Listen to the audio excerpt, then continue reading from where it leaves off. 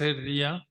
Nos da mucho gusto compartir con ustedes la experiencia de maternidad de Conchita después de una investigación que duró pues prácticamente 1 año y medio, y sobre todo ir valorando lo que significa la misión de una mujer en la maternidad, rescatar sobre todo los grandes valores evangélicos, rescatar el sentido profundo de lo que significa en un mundo como el de ahora, tan hedonista y tan pagado de sí mismo, pues que una madre entregue la vida por hacer que sus hijos tengan la posibilidad de la vida eterna.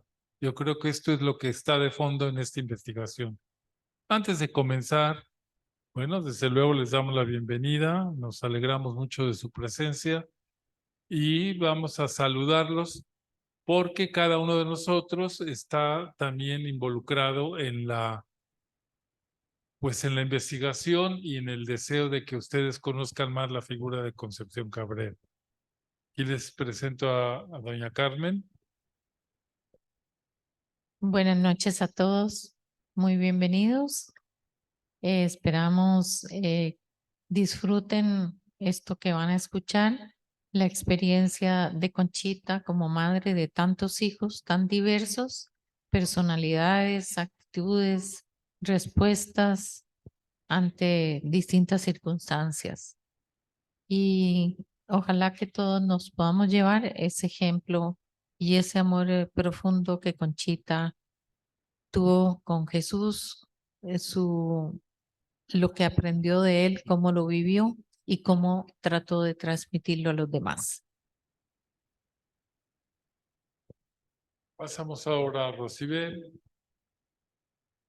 Buenas noches, qué gusto saludarlos a todos. Gracias por conectarse y por estar aquí.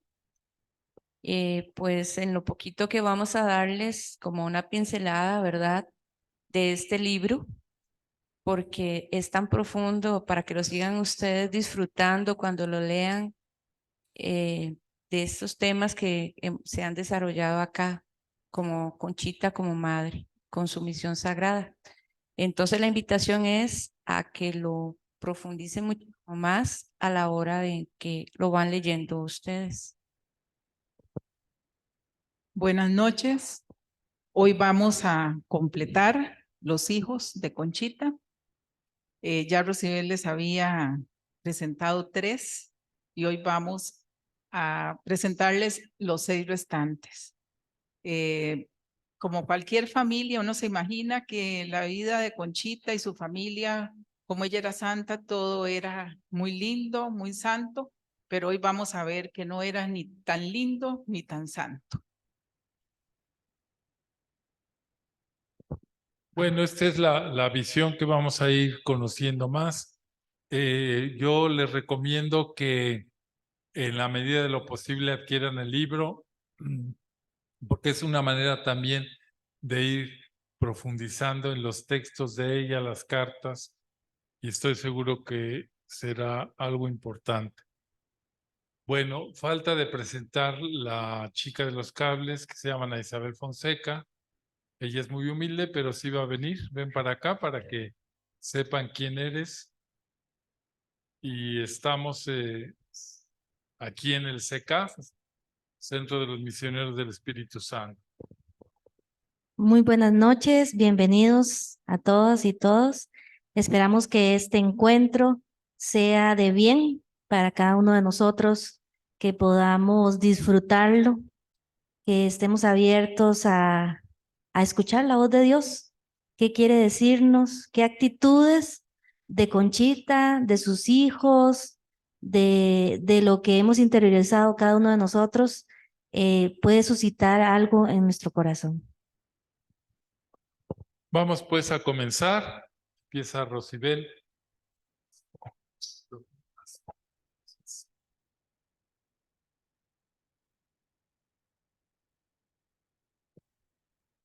Bueno, la última vez terminamos en este retrato familiar. Hoy, comenzando el capítulo 5, la herencia del Señor son los hijos. Bueno, pasamos a la cuarta de los 9 hijos, que fue la primera mujer que tuvo Conchita, ¿verdad? Porque ella siempre le pedía a Dios, pues, que le diera una hija, porque ya tenía 3 hijos. Concepción Micaela del Sagrado Corazón de Jesús nació el 29 de septiembre de 1890. Y desde pequeñita Conchita se la ofrecía al Señor como religiosa. Inclusive llegó a vestirla y la retrató como religiosa. Ella estudió en el Colegio Sagrado Corazón y a la edad de 10 años enfermó gravemente de tifoidea. Por más de 40 días estuvo entre la vida y la muerte, por lo que Conchita solicitó que le dieran la primera comunión como viático. Y como siempre nuestro Señor tiene una misión para Conchita, ¿verdad? En medio de esta enfermedad, le fue dictando lo que se llamó las virtudes, los vicios y las virtudes. Ya después recuperada, pudo volver a tomar la comunión con su traje de niña de primera comunión. Es la fotografía que vemos. Concepción era una joven muy bella y Conchita la describe como un temperamento ardiente, apasionado, sensible y de viva imaginación.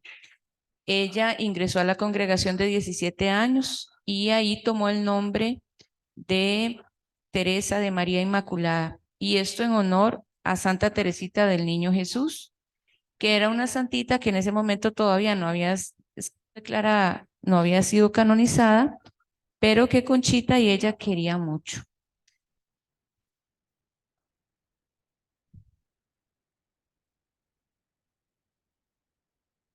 Teresa de María, ¿verdad? Después de llevar su proceso de haber entrado a los 15 años, ella hizo voto de virginidad, a los 16, pues tuvo su momento de lucha entre pertenecer al mundo o ser religiosa. Y el 12 de marzo de 1907 asistió con su mamá, con Conchita, a unos ejercicios espirituales que fueron fundamentales para tomar la decisión de seguir su vocación de religiosa. Ella ya ingresa a la congregación de las religiosas en 1908 con 17 años y Conchita va a encargarle a París el vestido blanco.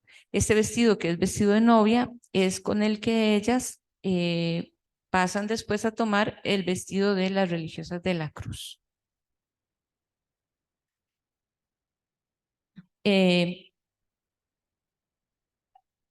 Teresa de María o Concha profesó el 23 de octubre de 1910.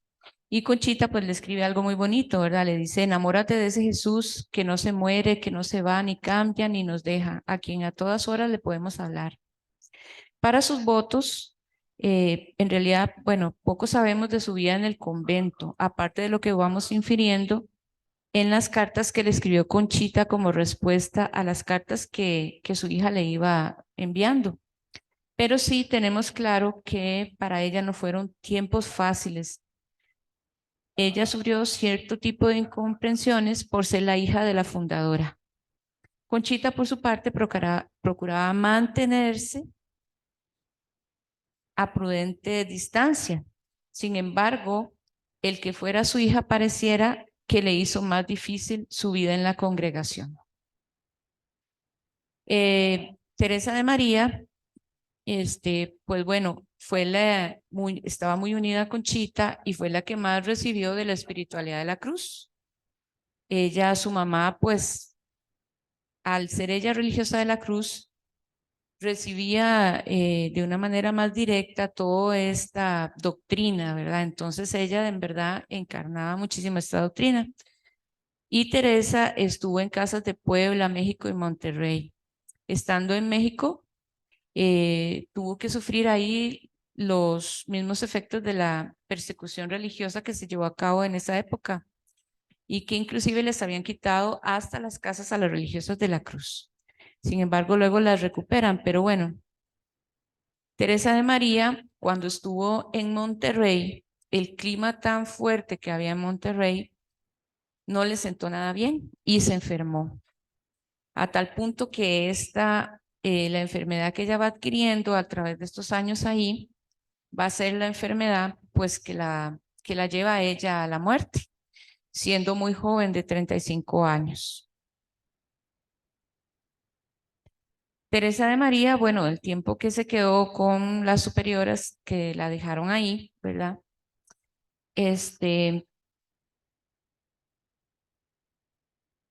Fue trasladada a la Ciudad de México y Conchita estuvo asistiéndola. ¿Qué fue lo que le pasó aquí? Al principio le dictaban que era una enfermedad nerviosa, como que ella, ¿verdad? No se identificaba bien que ella. Al final, Teresa de María desarrolló una meningitis y su condición final fue bastante dura, ¿verdad? Conchita describe algunos de los momentos más difíciles que tuvo con su hija.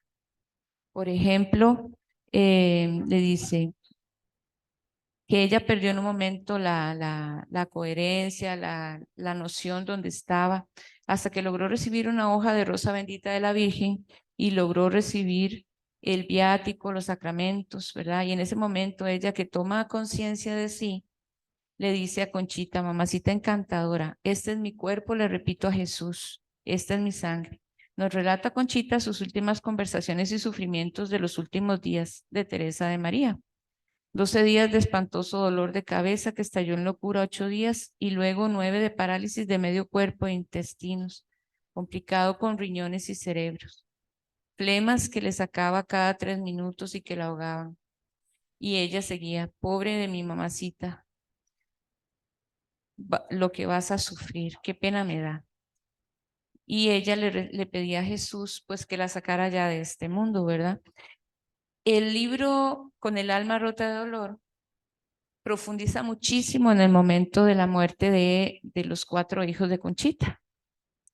Entonces, bueno, pidió Teresa a la Madre General permiso para morirse. Era como una costumbre que tenían, en donde se les pedía permiso también para morirse.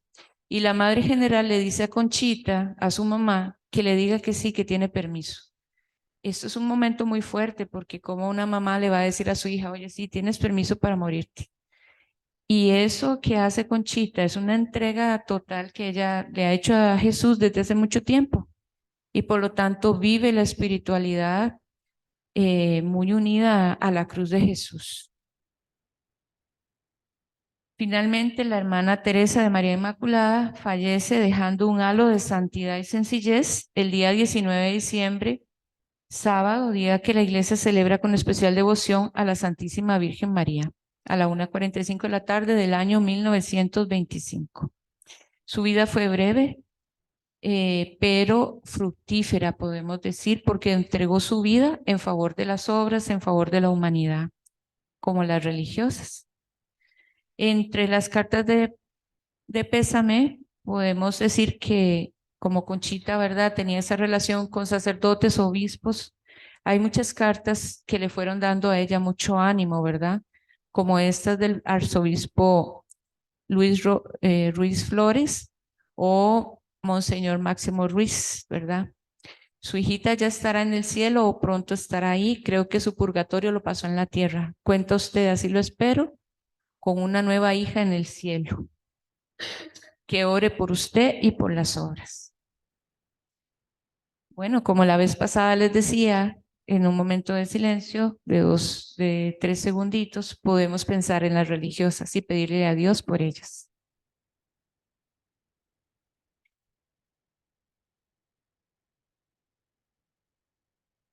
Bueno, vamos a hablar ahora de Ignacio Armida Cabrera. Ignacio, el 5º hijo de Conchita,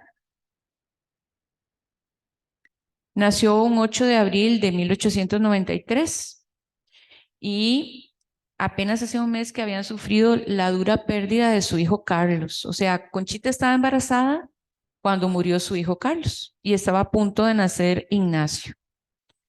Y Carlos había muerto de tifo, eso lo vimos en las semanas anteriores.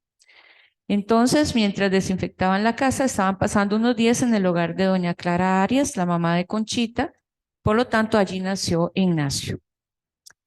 Pues para Conchita este año de 1893 fue un año muy especial en la parte espiritual y fuerte en esta otra parte, ¿verdad? En la parte espiritual, al comenzar la dirección con el padre Mir, él le pidió que diera cuenta de su conciencia. Por lo tanto, estos son sus escritos que continuó con los demás directores espirituales durante toda su vida. Y este contenido es la fuente de la espiritualidad de la cruz, más sus cartas, más todo lo que ella también pues fue dejando escrito. Pero entonces es sumamente importante. Cuando Ignacio tenía 8 meses, pongo esto aquí que me parece algo muy hermoso. Conchita, preocupada porque su vida espiritual era cada día más intensa, lo mismo que sus ocupaciones familiares, porque tenía a sus hijos pequeños. En ese momento tenía a Francisco de 8 años, a Manuel de 4, Concha de 3 e Ignacio era un bebé. Y le dice Concha a Jesús que teme desatender sus obligaciones y Jesús le responde: si yo lo viera así, no te lo mandaría. Date tiempo, que bien lo puedes hacer. Arregla y prevé y ordena. Y haz oración de unión, ya ocupada solo en mí y en trabajo sosegado que no distraiga tu imaginación.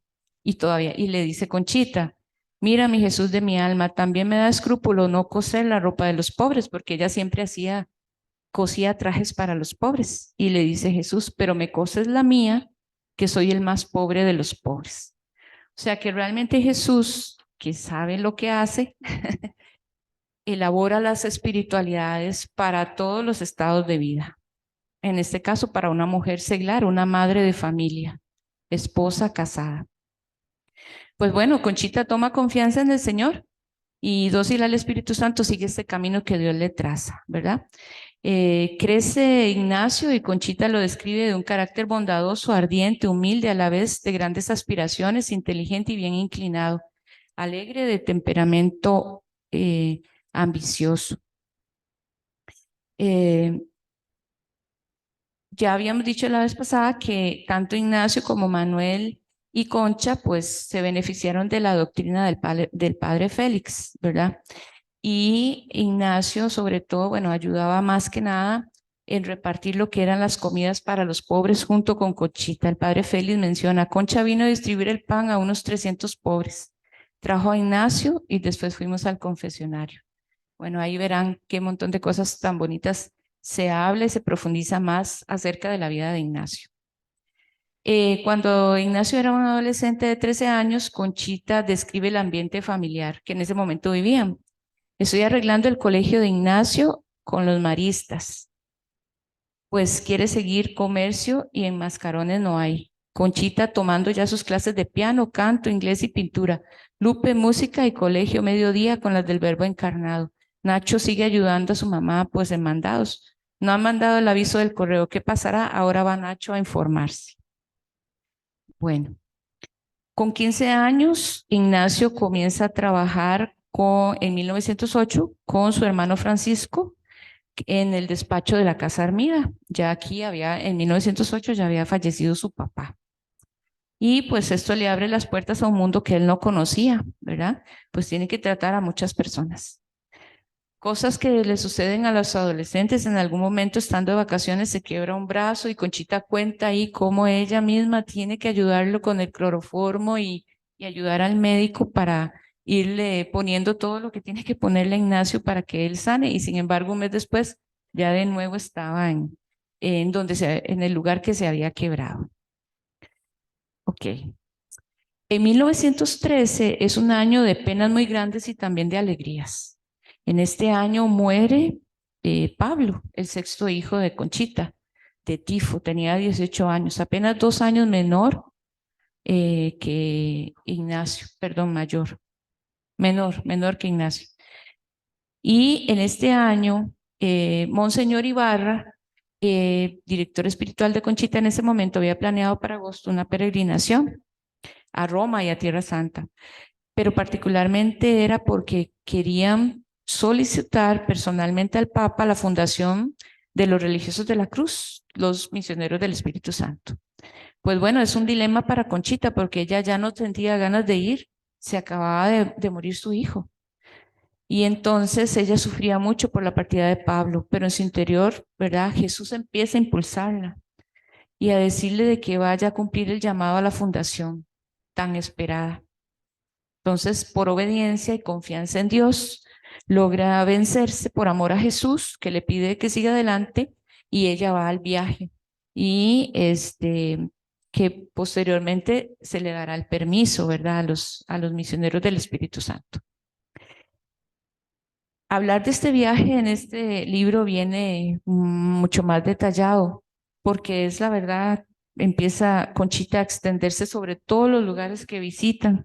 Por eso, de verdad, adquieran el libro, porque ahí viene todo el detalle de esto. Y aquí nosotros pues nada más decimos que al leerlo, acompañamos a Conchita en esos lugares que visitó: el Huerto de los Olivos, la Casa de Nazaret, Roma. En fin, son muchos lugares que ella va visitando porque son muchos meses en ese momento, no es como ahorita coger un avión. Entonces dice, visitamos la casa de la Santísima Virgen, donde estuvo viviendo escondido con el niño divino. Da dolor entrar a ir, con qué pobreza vivía. Bueno, Ignacio se casó. Y, bueno, otra de las gracias que adquiere Conchita ahí es que Jesús le va dando al lado con sus hijos, pues las mismas, el oratorio, la comunión dominical por los sacerdotes y la oración de la Eucaristía por los sacerdotes. Bueno, Ignacio se casó, ¿verdad? Y es el que más hijos tuvo. Se casó con Isabel Morán Bolaños y aquí podemos ver unas fotografías de Ignacio, de su boda y de Isabel Bolaños. Ok. Este amor maternal de Ignacio y de su esposa, ¿verdad? Pues que tuvieron varios hijos.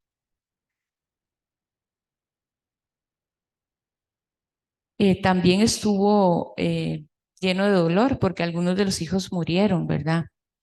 Entonces, Ignacio con 26 años se casa con Chabela, que así le decían, ¿verdad? Y Conchita escribe ahí, escribí pidiendo la mano de Chabela Morán para Ignacio y me contestaron ya otorgándola, que Dios los haga felices. Conchita le escribe una carta muy bonita a ella, a su hijo, ¿verdad? Y bueno, ellos siguen adelante. El 26 de abril de 1920 llega el primer hijo, pero bueno, no sobrevivió por una cuestión en sus pulmoncitos. 5 meses después llega un nuevo embarazo y para 1921 tienen su segundo hijo, que sí fue saludable. Sin embargo, al tener más o menos 1 año y algo, Nachito, le habían puesto Ignacio, Conchita detectó que algo le estaba pasando y los alertó. Sin embargo, pues no se dieron cuenta de que en realidad estaba tan mal. Y a pesar de que, bueno, Conchita advertía y todo, pues no volvió a... volvió ella a... falleció el bebé. En San Luis Potosí nace el tercer hijo, Manuel Armida Morán. Ok. Cuarto hijo, bueno, al final ellos logran tener 11 partos, pero 8 hijos que sobreviven. Conchita vivió, su nuera Chabela era una de sus nueras que más la atendía, más la quería y más la cuidaba. De hecho, ella vivió muchos años con ellos, ¿verdad? Y ahí, bueno, hay muchas cosas, detalles muy buenos sobre la vida de Ignacio, ¿verdad? Que por cuestiones de tiempo que tenemos para hablar de los otros hijos, ustedes los van a ver ahí, porque es muy importante la relación que ella tuvo con Ignacio y podrán ver que esta mamá también tuvo sus desavenencias y también tuvo sus encuentros con estos hijos y en algún momento sus regaños muy fuertes, ¿verdad? Para que veamos que también una mujer santa se enfrenta a todas estas situaciones y cómo las va resolviendo en su vida. El 30 de junio de 1979, a la edad de 86 años, murió Ignacio Armida Cabrera.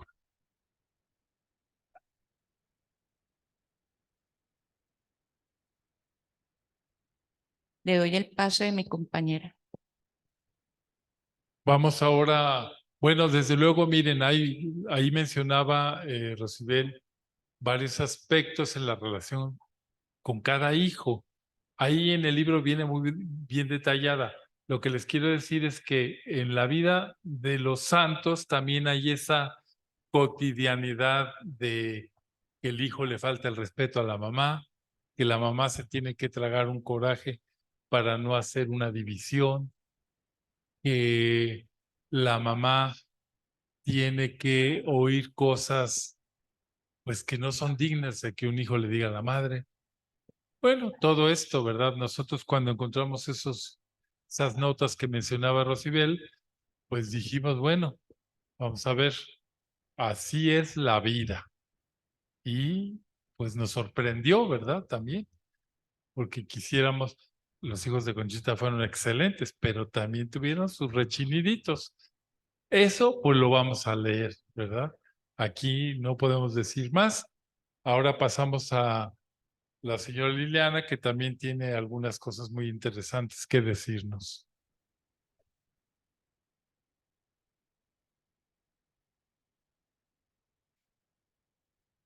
El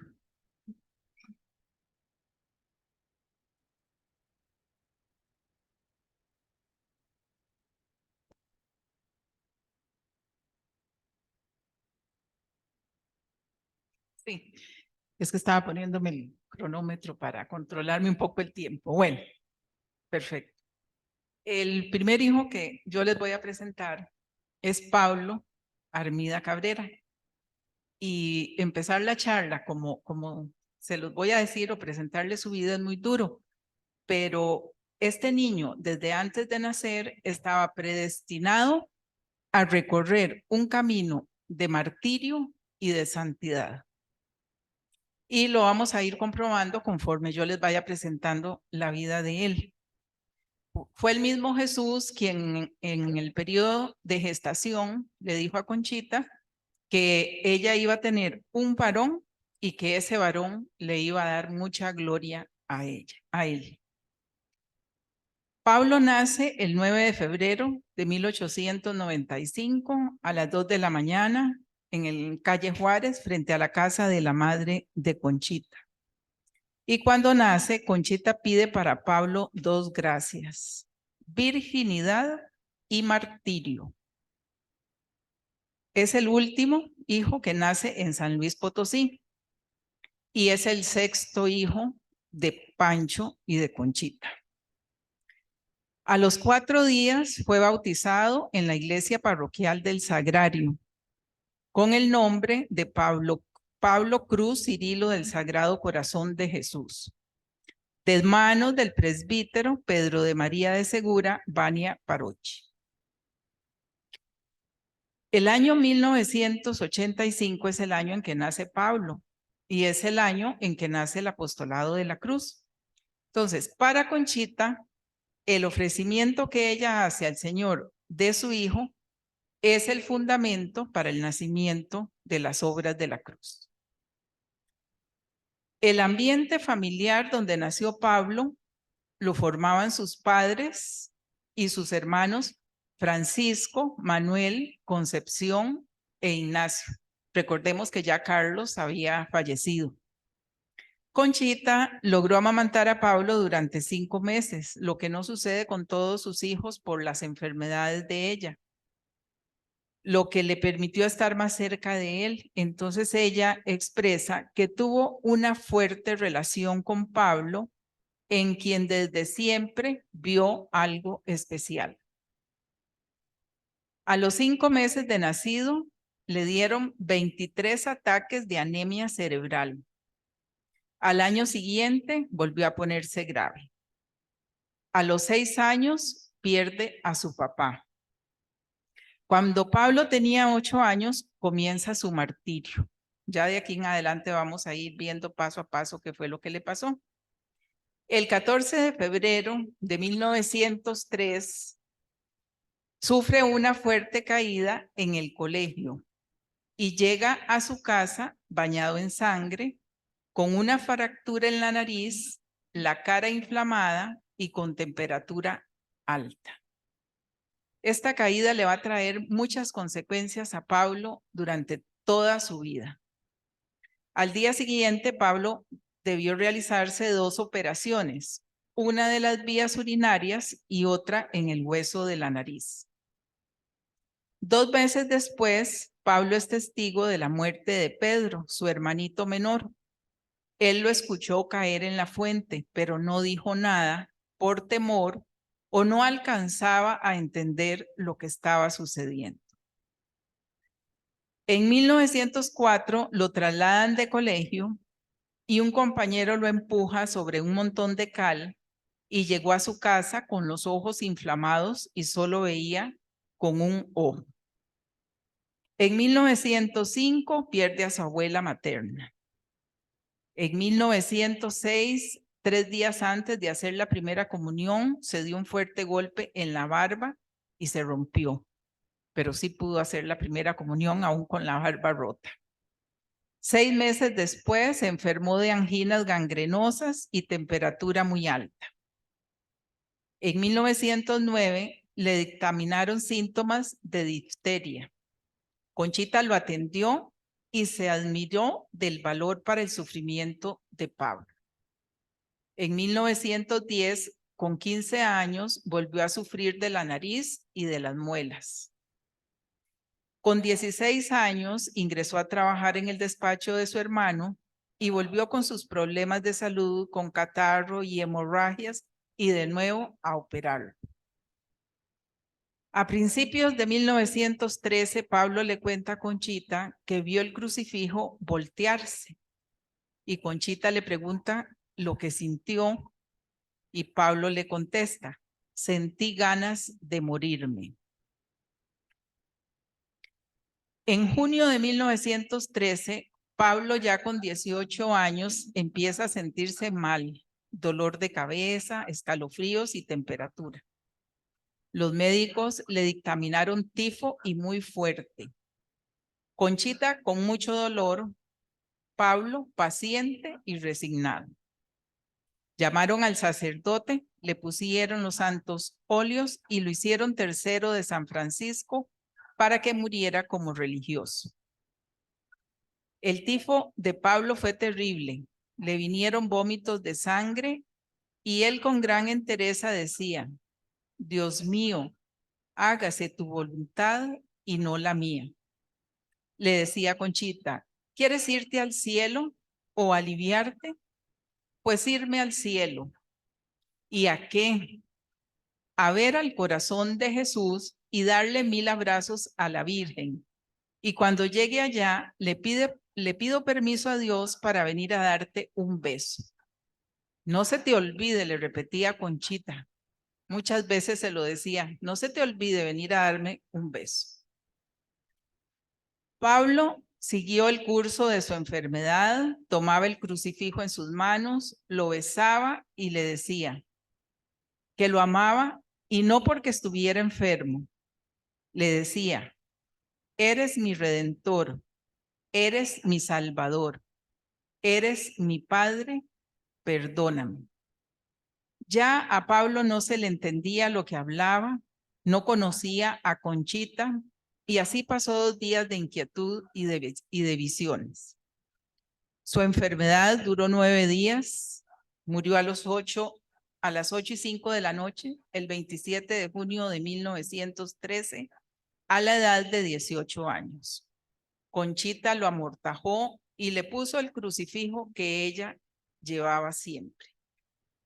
Justo a los 5 meses de su partida, Conchita soñó con su esposo Pancho y también con Pablo, que se acercó a ella y le dio un beso. Cuando despertó, recordó la promesa de su hijo antes de morir, que le pediría a Dios venir a darle un beso. Promesa cumplida, misterio de Dios. A manera de resumen, podemos decir que Pablo desde el vientre materno fue predestinado a darle gloria a Dios. Esta inspiración del mismo Jesús hizo que Conchita, desde antes de nacer, vislumbrara en Pablo un sentido de ofrenda hacia él. De las pocas fotografías que hay de Pablo, es esta que estamos observando, y podemos ver que fue un niño guapo, con unos hermosos ojos azules, color cielo, que heredó de su madre y que le daban la apariencia externa de ángel. También internamente, Pablo fue un ángel puro, lleno de virtudes ocultas, humilde, piadoso y caritativo. Pasó por el mundo burlado, despreciado, siendo siempre el último en todo. Todos lo mandaban y a todos obedecía, contento y sin replicar.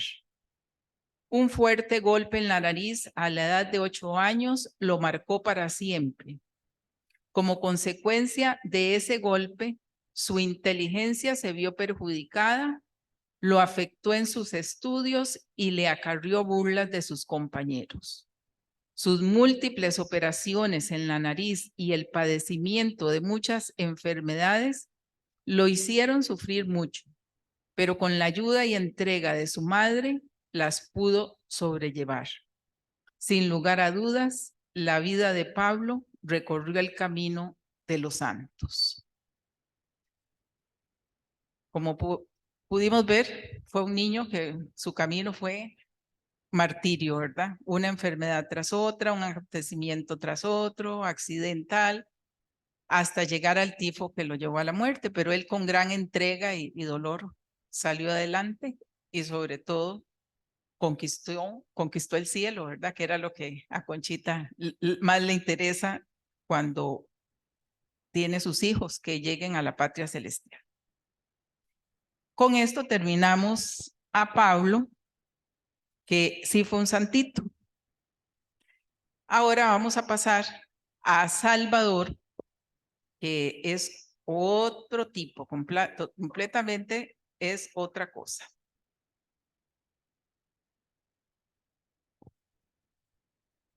Salvador Armida Cabrera nació el 19 de junio de 1986 a las 12 del día. 2 días después recibió el sacramento de bautismo en la iglesia de Regina, Ciudad de México, de manos del padre Alberto Mir, con el nombre de José Luis Salvador Gervasio Cruz del Corazón de Jesús. Conchita lo pudo criar todo el tiempo que fue necesario, por lo que fue un niño muy sano. El 1 de enero de 1906, Salvador recibió la primera comunión en la capilla de las Religiosas de la Cruz, en el Oasis, de manos de su tío materno, el padre Primitivo Cabrera. Lo hizo junto con su hermano Pablo, y en esa oportunidad comulgaron todos sus hermanos, excepto Lupe, que era la más chica en ese momento, es la hija que sigue, pero ya entendemos que ya crecieron, ¿verdad? Aquí solo Lupe no pudo comulgar.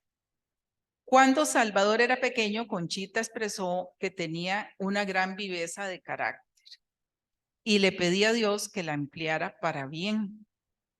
Conforme va creciendo Salvador, Conchita va notando un cambio y escribe: le tengo miedo, cambió su carácter, hazlo santo. Y cuando ya cumplió 18 años, escribe ella: es amable solo cuando me necesita. Salvador inició su educación en un colegio de la Ciudad de México y ahí se hizo de ciertos amigos que no eran de la complacencia de Conchita, quien siempre luchaba porque sus hijos guardaran las mejores costumbres de cara a Dios. En 1913, cuando Salvador tenía 17 años, lo envió interno al Colegio de los Jesuitas en Puebla. Ella prefería alejarlo de las amistades aunque lo tuviera interno y no lo tuviera cerca de ella, pero alejarlo de las malas amistades. En junio de 1917, Salvador vive un fuerte acontecimiento. Iba saliendo de la casa de Conchita, pasaba el tren cerca y fue remolcado por el tren, casi lo aplasta. Al subirse se cayó y el tren lo arrastró. Imaginémonos el susto de Conchita cuando vio entrar a Salvador con la cara, el brazo, la pierna, todo ensangrentado. Y ya él le cuenta, ella lo atiende, le cura las heridas, llaman a un médico y el médico dictamina que por suerte todo fue muy superficial, que no hay nada interno. Pero fue un gran susto, ¿verdad? Es más, acababa de desayunar, dijo el médico, que le podía haber dado una congestión del susto y que eso sí hubiera sido más peligroso. En junio de 1917, perdón, a principios de 1919, Salvador se enfermó y fue diagnosticado con tifo. Otra vez el tifo persiguiendo esta familia, ¿verdad? Recibió los sacramentos y algunos días después logró vencer la enfermedad. Salvador sí logró salir del tifo. A los 22 años, Salvador era un joven apuesto, de espíritu muy alegre. Le gustaba salir con amigos, ir al cine, al teatro, disfrutar la vida y comenzó a llegar muy tarde a la casa. Conchita sufrió mucho con esta situación porque temía que su hijo estuviera ofendiendo a Dios y hasta llega a exclamar: Dios mío, mejor muerto que te ofenda y se pierda. Salvador continuó haciendo su vida libertina y Conchita siguió sufriendo. Llora, se despierta sobresaltada y cuando ya llega, a ella se le va el sueño. En muchos momentos de su cuenta de conciencia, ella narra cómo le pide a Dios que escuche el corazón de una madre que no le importa sufrir, pero sí y mucho que su hijo lo ofenda con su comportamiento. Y empieza a clamarle por una compañera para Salvador, aunque ella se quede sola, porque en ese momento era el único hijo que vivía con ella. A sus 26 años, Salvador continúa llegando en la madrugada a la casa. Una noche de esas, Conchita lo espera despierta, tiene la luz encendida, llama a Salvador y le dice que a ella le resulta eso inmoral y vergonzoso, que alguien viera la conducta de él, que por qué mejor no se iba a un hotel, que ella no vivía en el oasis por él y que él total en esa actitud no valía la pena.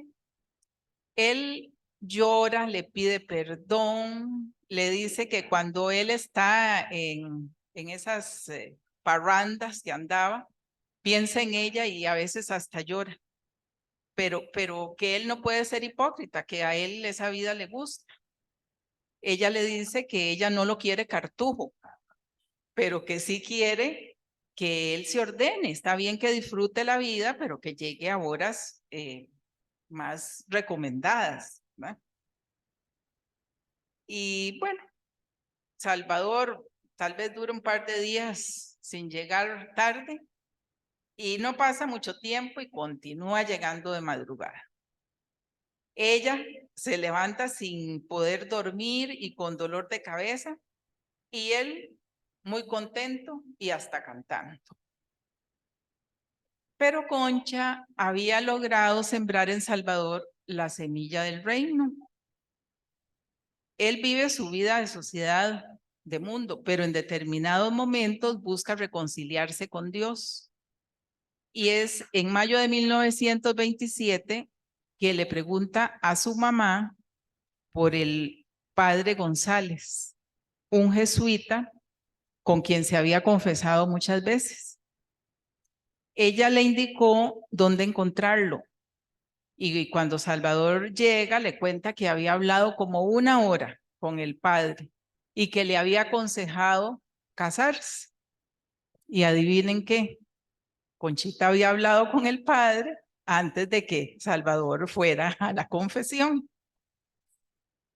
Conchita sigue pidiéndole y pidiéndole a Dios por una esposa para Salvador. En una carta que le envía a Monseñor Martínez, le confiesa su pecado. Le dice que es un sentimiento que tiene ella con nuestro Señor porque no le hace caso con lo de Salvador. Cada hijo, dice ella, es una preocupación y muchas espinas, pero con dolor se compran las gracias. Esa es una frase de ella. Ella la escribe un 19 de septiembre de 1928, cuando Salvador tiene 32 años y llega a la casa a presentarle a su novia, Amada Gutiérrez del Torno. Por eso ella dice que con dolor se compran las gracias. Ya el Señor la escuchó y ya le dio una novia a Salvador. El noviazgo entre Salvador y Amada continuó. El día que Conchita la conoció, se la llevó al oratorio y en silencio se la entregó a Jesús pidiendo su voluntad para esa relación. En ocasiones, Amada iba a la casa de Conchita a tomar el té o a comer en el jardín. Y hubo un aspecto de ella que a Conchita no le gustó, y es que fumaba mucho. Y ya ustedes saben cómo es nuestra madre. La llamó y se lo dijo. Y ella le prometió que iba a tratar de disminuir. En otra oportunidad, dice Conchita, me gustó su modo con Salvador. La quisiera yo más seria con él, pero así y peor se estila ahora. Oigan la frase, se me hace piadosa común. El 12 de julio de 1929, Francisco, el hijo mayor, acompañó a Conchita a pedir la mano de Amada para Salvador, pero antes de ir a pedir esa mano, ella se fue al sagrario a decirle a Jesús que bendijera o desbaratara ese matrimonio. Decidieron casarse el 24 de septiembre y comenzaron los preparativos para la boda. Llegó el 24 de septiembre de 1929. Antes de salir para la boda, Conchita bendijo a Salvador en el oratorio en nombre de ella y de su papá. La boda se celebró en la iglesia de Nuestra Señora de Guadalupe, Reina de la Paz, en la Ciudad de México. Fueron bendecidos por Primitivo, el sacerdote, el tío materno del novio. Después de la misa, leyeron la bendición del Santo Padre, asistieron 3 misioneros del Espíritu Santo, el padre Félix, el padre Tomás Fayón y el padre Ángel Oñato, y algunos otros padres jesuitas. Después de las felicitaciones, la pareja pasó a la foto de rigor, luego un banquete en casa de Amadita para 100 invitados, el baile y por la noche una gran cena. A las 8 de la noche se fueron los esposos para San Angelín y al día siguiente por la tarde se marcharon por 8 días para Guadalajara y Chapala. Salvador fue el hijo que más años vivió con Conchita, fue el último en salir para casarse y lo hizo a la edad de 33 años. Después de la boda, Conchita llegó a su casa y escribió con mucha tristeza lo que sigue. Todo ha concluido para mí. 9 hijos me dio Dios y 9 me quitó. Bendito sea, religiosos, muertos y casados, pero todos uno por uno arrancados del corazón maternal. 10 camas he quitado con la de mi marido y ya estoy sola, sola. Pero no, lo tengo a él que ni se muere, ni se va, ni me deja jamás. El día 1 de octubre escribió Conchita, hoy llegaron a la 1 Salvador y Amada de Guadalajara Felices, ¿cómo no? Y ya los dejamos en su casa, Dios los bendiga.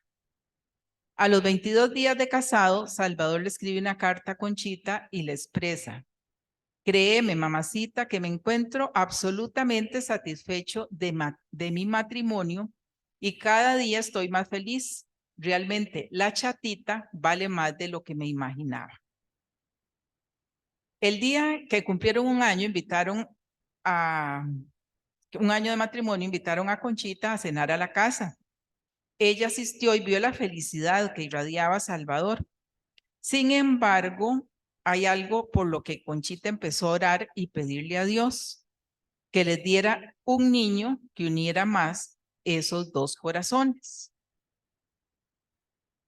Eso de no tener familia le preocupaba a Conchita y lo comentó con Lupe, su hija, quien le dijo que la culpa era de Salvador por todas las parrandeadas anteriores, que ya casado era otra cosa, que Amada le había comentado que Salvador una vez se había enfermado de cosa de hombres, que le dejó una dureza del lado izquierdo y que el doctor le había dicho que con eso casi nunca tenían familia, que Salvador le había dicho que él tenía la culpa. Conchita no entendió nada a cómo era ella, ¿verdad? En aquella pureza no entendió nada, pero no quiso que le dieran explicaciones. Solo sintió como que le apuñalearon el corazón y le corrieron las lágrimas. ¿Qué consecuencias de aquella vida disipada? En su gran fe, piensa que para Dios no hay imposibles. Y es cierto, para Dios todo es posible. Pero en este caso no fue su voluntad darle familia a Salvador. Este matrimonio no tuvo descendencia. Resumiendo la vida de Salvador, vemos que desde joven se caracterizó por ser de carácter alegre. Se dedicó a disfrutar la vida. Le gustaba ir de cacería, el cine, el teatro, las cenas, el baile y las amigas. Fue muy responsable con su trabajo en las empresas de la familia, pero parrandeaba mucho y llegaba de madrugada a su casa. Esto mortificó mucho a Conchita, quien siempre trató de enderezar su camino y le pidió mucho a Dios por el cambio de estado de Salvador. Sus ruegos fueron escuchados y conoció a Amada, con quien formó el hogar Armida Gutiérrez. Amadita llegó a querer mucho a Conchita y su esposo Salvador lo confirmó en un testimonio que le da al padre Filipón en 1970, donde le expresa: no era suegra, sino más bien madre de mi esposa. La chata, mi mujer, la quería muchísimo. Podemos pensar, sin entrar a juzgar, que aquel comportamiento de jovenzuelo, de disfrutar la vida, le trajo serias consecuencias al interior de su propio hogar, pues no pudo procrear hijos. Él reconoció su culpa, pero fue tarde. Su esposa lo quiso mucho, lo hizo muy feliz, pero ella quería un niño que nunca llegó, que Salvador no le pudo dar. Salvador murió el 2 de diciembre de 1975 en su casa de Ave María 8 en Coyoacán, México, DF, a la edad de 79 años. Con esto terminamos la vida de Salvador, una vida muy diferente, ¿verdad?, a la de los otros hijos. Bueno, cada hijo es una espina, como dice Conchita, cada uno es diferente.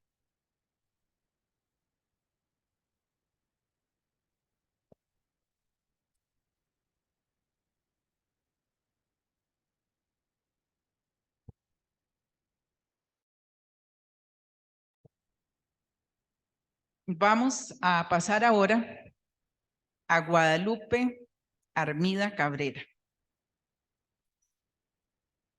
Lupe, más conocida como Lupe, Fue la octava hija de Conchita y de Francisco. Desde antes de nacer, Conchita le pide a Dios que sea mujer y que sea morenita. Y los dos deseos se los concede nuestro Señor. Nace el 11 de febrero de 1898 en el 19,5 de la calle Montealegre. Apenas nace, se la ofrece al Señor y se la consagra a la Virgen de Guadalupe. A los 2 días fue bautizada en la parroquia del Sagrario Metropolitano con el nombre de María de la Concepción Guadalupe de la Cruz Josefa Armida Cabrera. Su madre solo la pudo criar un mes porque se enfermó de pulmonía doble. Le puso nodrizas, pasó meses de angustia y congojas porque la niña se iba a morir de hambre.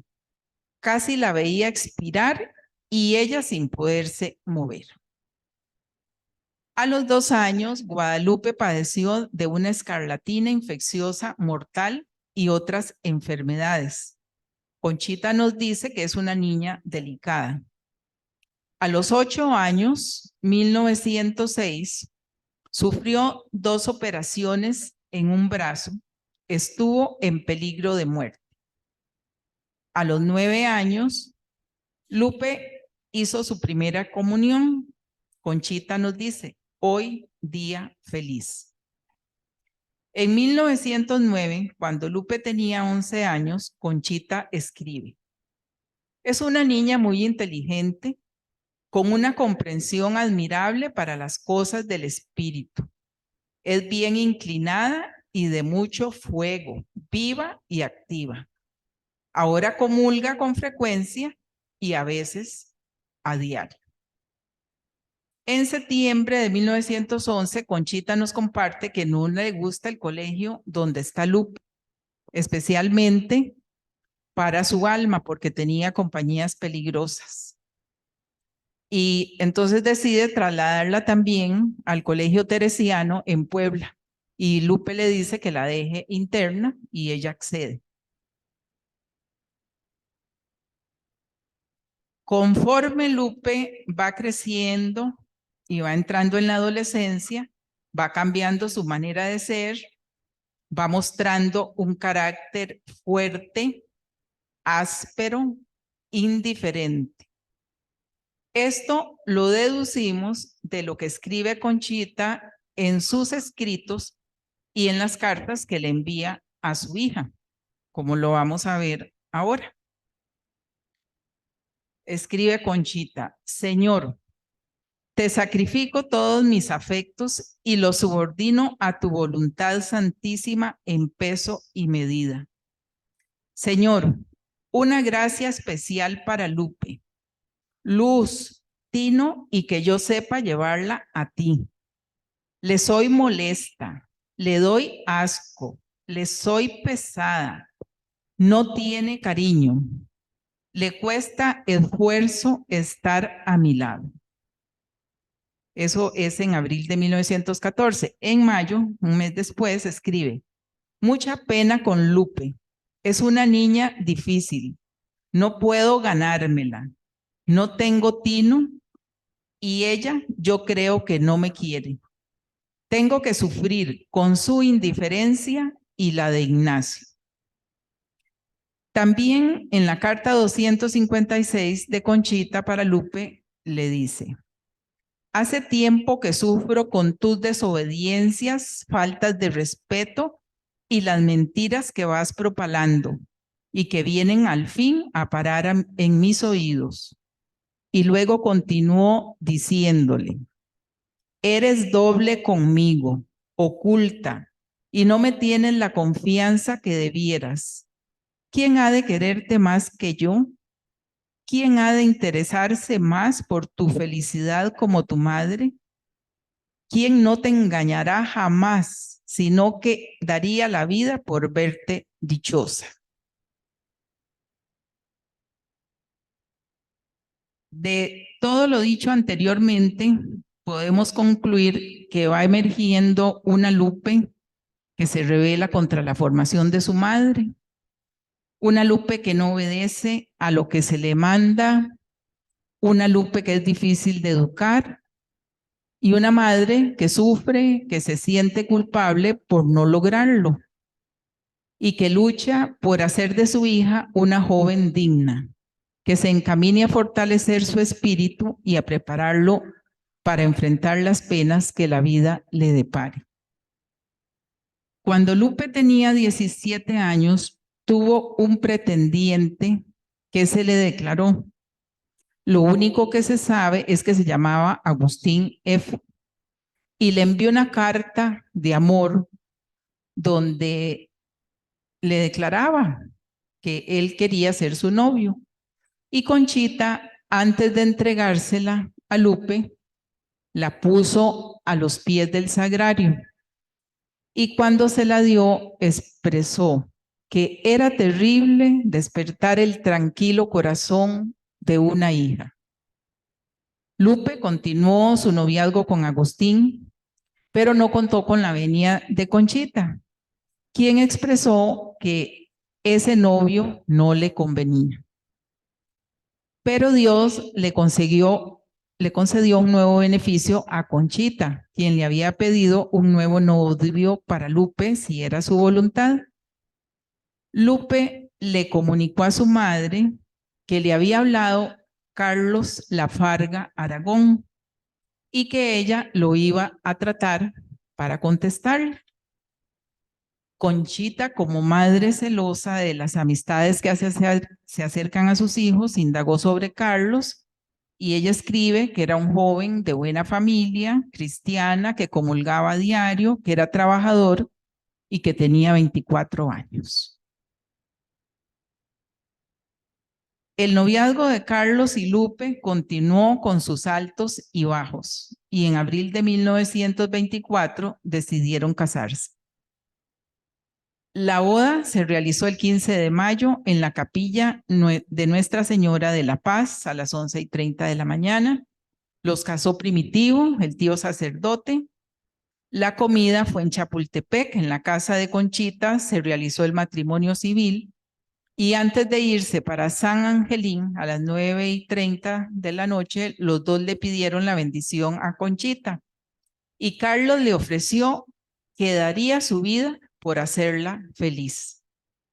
A la mañana siguiente partieron para Chapala. El 23 de mayo regresaron y fueron a comer a casa de Concha. A los 11 meses de matrimonio, el 9 de abril de 1925, Jueves Santo, Carlos y Lupe fueron padres de una niña, a quien bautizaron el 25 de abril con el nombre de María Teresa del Sagrado Corazón Lafarga Armida. Conchita fue la madrina de bautizo.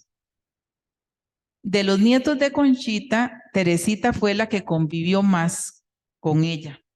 Viajaba con frecuencia y vivía las vacaciones con Conchita. Puede decirse que fue su nieta consentida, tal vez por ser hija de su única hija casada. Ahí la vemos vestida de Santa Teresa. El hogar Lafarga Armida espera su segundo hijo para principios de enero de 1927. Más o menos un mes antes, bueno, cuando tenía unos 7 meses de embarazo. Lupe se puso muy mal. La orina se le disminuyó mucho, estaba hinchada y aparte de tener albúmina, que era muy grave para su estado, tenía otras cosas muy malas. Y se le vino la hora antes de tiempo. Los doctores dictaminaron que mejor la llevaran al sanatorio inglés porque necesitaba operarse. El niño nació y vivió solo 5 minutos, los necesarios para alcanzar el bautismo y morir. Cuenta Conchita que le dijeron que era un niño hidrocéfalo, con la cabeza grandísima. A Lupe se la llevaron de nuevo a su cama y por poco se muere con el cloroformo.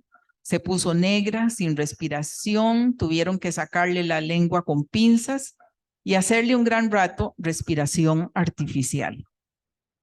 Entonces a Conchita, como los 10, 12 días siguientes, tuvo un gran trajín porque tenía que ir a dormir con Teresita a la casa, la otra niña, ¿verdad? Entonces la acompañaba para dormir. A la mañana siguiente se la llevaba a la abuelita, a la otra abuelita para que la cuidara. Se iba ella a visitar a Lupe en las 2 horas de visita, en la mañana y en la tarde. Volvía, recogía a Teresita y se volvía a venir a la casa para acompañar. Y en ese trajín durante 10 y 12 días. Bueno, más o menos un mes y medio después, el 11 de febrero de 1927, Lupe cumplía 31 años, ya estaba en la casa, ya se había mejorado. Y Conchita llega para felicitarla, como lo hacen esas fechas, con todos sus hijos. Y vean lo que escribe ella al día siguiente o cuando llegó. No, ayer, al día siguiente lo escribe. Ayer, cumpleaños de Lupe. Cuántas dolorosas humillaciones, indelicadezas, ingratitudes y groserías. Y yo que le llevaba muchos regalitos. Ese fue el pago. Me dolió, pero lo ofrecí en su favor. Estas aberraciones solo pueden ser porque Dios las permite para que sufra. Bendito sea. Lloré y pasé el día con el fondo de amargura que ofrecí a Jesús.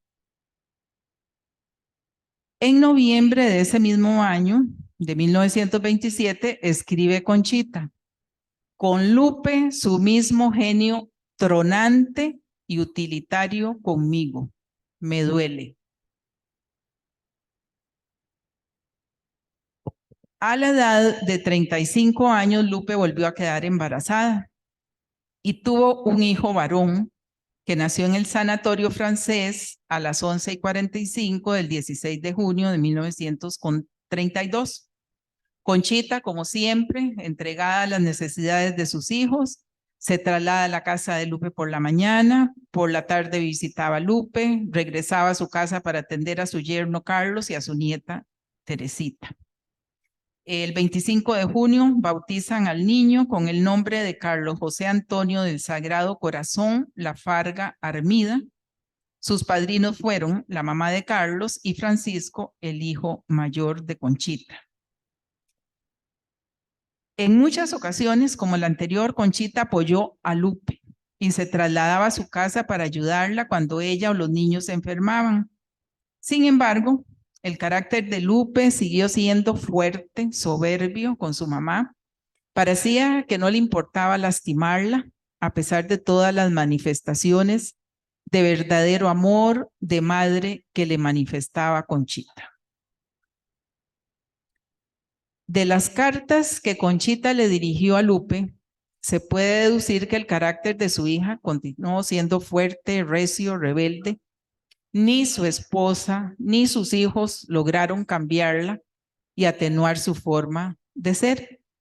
Y Conchita, por su parte, sufrió mucho con este carácter de Lupe y temía que su matrimonio fracasara. Por eso, en muchas ocasiones le escribió cartas a Lupe para aconsejarla. Carlos, por su parte, fue un hombre que aguantó el carácter insoportable de Lupe. Sin embargo, en agosto de 1933, estaba Conchita cenando en casa de Lupe y Carlos le manifestó que si no fuera por los niños, él se divorciaba. Hay otra ocasión, en julio de 1935, 2 años después, que Carlos la llamó por teléfono a Conchita para expresarle que iba a proceder a divorciarse de Lupe, que acababan de discutir muy fuerte delante de Teresita, quien lloraba y pegaba gritos al escucharlos, que él se sentía un cero a la izquierda en su propia casa y que le apenaba decírselo, pero que estaba decidido a separarse. Se pueden imaginar, dice Conchita, que ella quedó helada con el cuerpo suelto y le suplicó que no lo hiciera, que tuviera paciencia, que lo considerara. Carlos le ofreció esperar. El hogar de Lupe también tuvo muchas penurias económicas porque ella se dedicó al trabajo de hogar y Carlos fue comerciante. Algunas veces ganaba y otras no. También en una ocasión perdió su empleo y entró a trabajar a la Casa Armida, empresa que dirigía su cuñado Francisco junto a sus hermanos, pero en realidad era poco lo que podía aportar para el sostén de su familia. Conchita era la que se preocupaba mucho por esta situación y cómo podía le pasaba dinero a Lupe para sufragar lo más necesario. Hay un testimonio de Lupe que le da al padre Filipón allá por 1970, que refuerza lo dicho anteriormente y nos revela una vez más el corazón amoroso maternal de Conchita. Dice Lupe: yo siempre he sido muy orgullosa para pedir. Tuve un esposo a quien ella le dio su lugar, perdón. Él era un santo varón muy bueno, tan bueno que me soportó. No estábamos bien económicamente y mi mamá no me daba nada. Cuando ya me casé y Teresita estaba chiquita, a veces debía yo renta, debía luz, debía no sé qué. Y llegaba mi mamá de improviso a verme. Lupe, ¿qué tal? ¿Cómo estás? Hablaba de todo un poco y al despedirse me decía: bueno, pues me saludas a Carlos. Y ya que estás tan bien que no ha pasado nada, aquí te dejo eso. No sobraba ni un centavo, exacto lo que yo debía.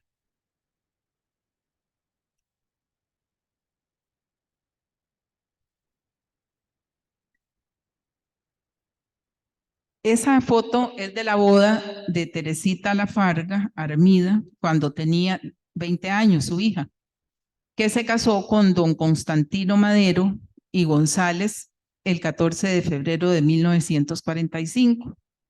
Aproximadamente 2 años y medio después, Teresita quedó viuda con 2 hijos, Teresa y Constantino. En esa foto vemos a Lupe, la primera a la derecha, la primera que está ahí de pie a la derecha. Resumiendo, podemos decir que la vida de Lupe estuvo marcada por su carácter fuerte, rebelde, intransigente. Siempre le reclamó a su mamá haberle reprimido su vida social, donde según ella podía haber conocido un mejor candidato para marido. Por eso conoció a Carlos y se enamoró de él. Conchita le advirtió de su pobreza. Ella quiso casarse para poder salir de la casa. La vida le pasó una factura muy alta. Enfermedades, operaciones, embarazos difíciles, pobrezas, desencantos. Pero le regaló una madre que, a pesar de todas las humillaciones, ingratitudes y groserías que recibía de parte de ella, siempre estuvo para apoyarla, acompañarla y aconsejarla, aunque por dentro sangrara. Luchó día a día por su espíritu, por acercarla a Dios, porque tuviera un director que nunca quiso, porque fuera más piadosa y comprendiera que solo con Dios se aligerarían sus penas. Cuando su mamá muere, Lupe tenía 39 años. Podríamos atrevernos a pensar que la vida misma se encargó de madurar a Lupe, llevarla a interiorizar y valorar la huella que su madre trató de imprimir en ella, en sus hermanos y en todas las personas que la rodearon. Lupe quedó viuda en 1964, murió en la Ciudad de México el 18 de julio de 1980 a la edad de 82 años. Como les dijo Rosy, hay detalles de la vida de Lupe, de la vida de Salvador, que no les podemos decir por el tiempo, pero en el libro podrán ampliarlos más.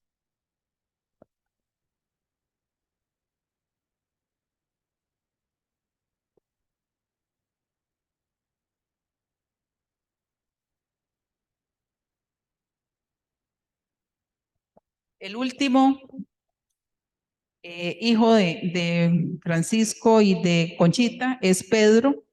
Es el último, el noveno, nace el 20 de febrero de 1899. Cuando Pedro nace, Francisco tiene 13 años, 7 meses, Manuel 10 años, María de la Concepción 8, Ignacio 5, Pablo 4, Salvador 3 años y Guadalupe 1, ya Carlos había fallecido. Es bautizado en la parroquia San Antonio de las Huertas, lo bautizó el padre Laureano Verés con el nombre de Pedro José Eleuterio de la Cruz Armida Cabrera. Conchita nos describe a Pedrito así: fue este niño un primor, un modelo de amabilidad, de paciencia y de prudencia. Se crió muy robusto y sano. Cuando ya casi cumplía 1 año, se enfermó de pulmonía. Conchita hacía su oración con el niño en brazos. El Señor escuchó su oración y Pedrito sanó para tranquilidad de la familia. Pedrito era el más chico y llenaba la casa de alegría, por lo que se ganó el sobrenombre cariñoso de Perico o Periquito. Cuando Pedrito tenía 2 años y 7 meses, su papá muere de tifo y le encomienda a Conchita todos los hijos, pero de manera especial a Pedro por ser el más pequeño y consentido. Pedro siguió creciendo. Es posible pensar que el vacío que le dejó la partida de Pancho lo compensó con el amor extraordinario de su madre y sus hermanos. Así logró llegar a los 4 años sin imaginar lo que el destino le iba a deparar. Llegó el 7 de abril, martes santo. Conchita va a misa, regresa con un presentimiento oscuro, llega a casa, conversa con sus servidoras, distribuye tareas y se va a su cuarto de costura. Ella misma baja a Pedrito para que vaya a jugar con sus hermanos. Estaban de vacaciones por la Semana Santa, corrían, gritaban, entraban y salían de los aposentos. De pronto escucha una voz: Pedrito está en la fuente. Sale corriendo desesperada. Al llegar, vio la escena más desgarradora y cruel para el corazón de una madre. Pedrito flotaba en el agua, boca abajo, estaba inmóvil, estaba muerto. Sus hermanos contaron que Pedrito fue por un traste, se dirigió a la fuente para llenarlo de agua, porque quería darle agua a las palomas. Y en esa noble acción fue llamado para subir a la patria celestial.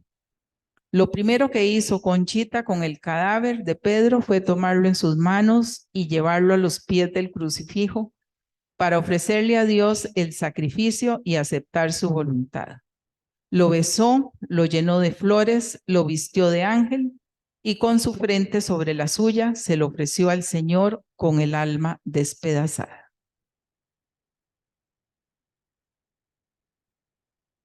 El funeral fue presidido por el padre Félix, asistieron sus hermanos mayores Francisco y Manuel y también su tío Luis Cabrera y su esposa.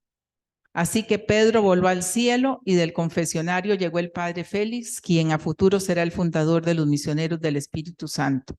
Así lo entendió Conchita y así se lo dijo Jesús. Hoy yendo por el comedor, me dijo de repente mi Jesús: te llevé el último de tus hijos para darte el primero. Entendí de los religiosos de la cruz.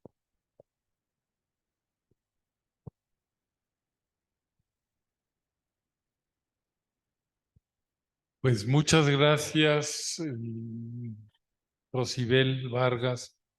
Muchas gracias, Liliana Quesada, por este repaso por los hijitos de la señora Cabrera. Nos hemos dado cuenta cómo en la vida de una familia hay de todo, ¿verdad?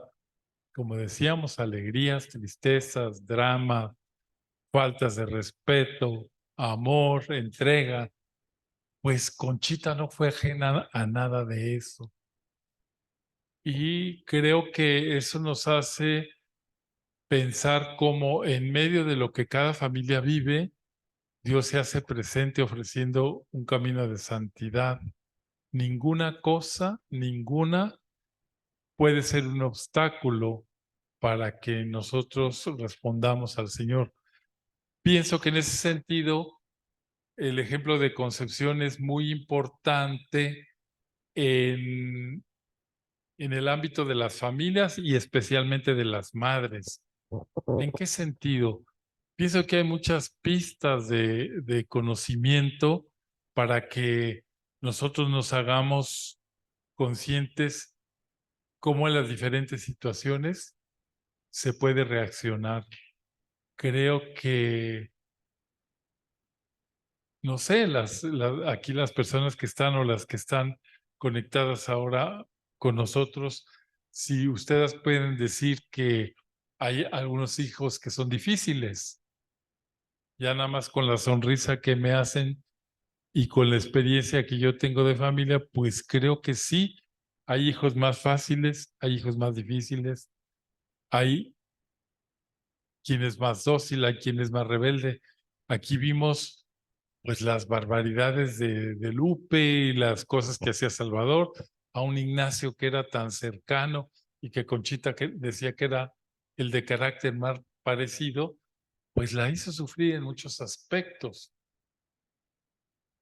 Pero vamos a pensar que son los datos que nos hablan de que lo que el Papa Francisco siempre dice, que nosotros somos imperfectos en un mundo imperfecto.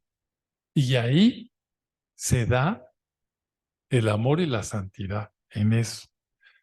Bueno, les agradecemos mucho su presencia. Estamos muy contentos de que ustedes se reúnan. Vamos a ver si hay alguna pregunta de todo esto que se expuso, si nos quieren decir a través del chat o aquí presencial. También si alguna quiere hacer una pregunta, con mucho gusto.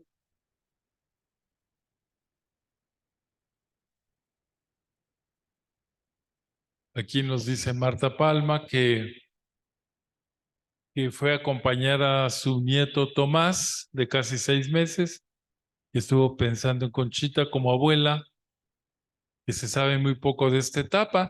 Bueno, algunos datos aquí hemos ido arrojando y en el libro hay más datos sobre cómo actuaba como abuela esta señora. No sé, ¿alguna pregunta? Levante la mano si hay aquí. Diga. Sí, pregunta Doris.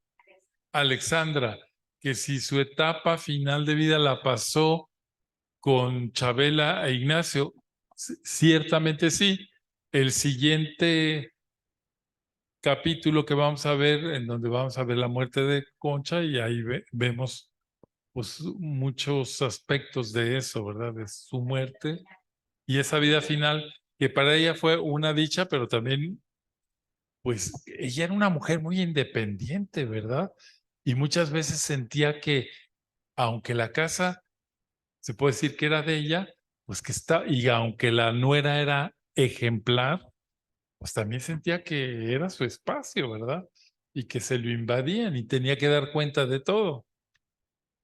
Si alguna pregunta más de las personas que están conectadas, con todo gusto lo pueden escribir en el chat. Y aquí les tratamos de contestar.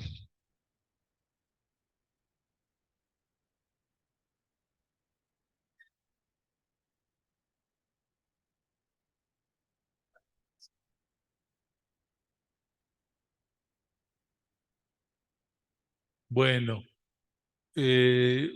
como ustedes saben, esta charla quedó grabada para que las personas que se apuntaron al curso la puedan volver a oír si gustan. Eso lo pasa Ana Isabel en el chat que tenemos en WhatsApp y ustedes ahí directamente pueden entrar y también lo pueden conectar a su televisión e invitar a sus amigas y hacer un foro para decir quién tiene los hijos más buenos, más guapos, más obedientes y para que vean que la realidad pues es siempre así, ¿verdad? Yo también digo que los papás que tienen hijos e hijas difíciles, pues no se desanimen, no se desanimen. Yo creo que uno de los aspectos importantes en Concha es que ella nunca se desanimó, aunque llega a decir cosas fuertes del hijo, ¿verdad? Esta no me quiere, es una grosera, es como decía, le estorbo, le doy asco. Qué fuertes. Pues la otra debe haber sido una fregadera. Bueno. Aquí dice, muchas gracias por mostrarnos tanta realidad, actitudes que siempre vemos en nuestras familias y no nos quitan la gran esperanza de lograr nuestra santidad y la de nuestros hijos y nietos. Pues sí, es verdad, no tiene nombre, pero aquí lo comparte para todo el grupo. Es verdad, no hay que perder nunca la esperanza de lograr la santidad, ¿verdad? Yo siempre a una mamá que llega angustiada que me dice, es que mi hijo no va a misa y mi hijo y quién sabe qué, tiene unas amistades. Le digo, mira, es verdad que hay sufrimiento en eso, pero ese hijo es más de Dios que tuyo. Y segundo, tú has hecho lo que tenías que hacer. ¿Qué cosa? Sembrar algo bueno, positivo. Y eso dará fruto cuando Dios lo quiera, porque Él es el que hace germinar. Así es que no pierdan la esperanza de ver a sus hijitos e hijitas en el camino del bien. Dios tiene su tiempo. Bueno, con mucho cariño los saludamos y nos despedimos. Ana Isabel, Liliana, Rosibel y Carmen. Que Dios los bendiga y la próxima semana, con mucho gusto, nos vemos a la misma hora y por el mismo canal. Tengan ustedes una buena noche. Buenas noches.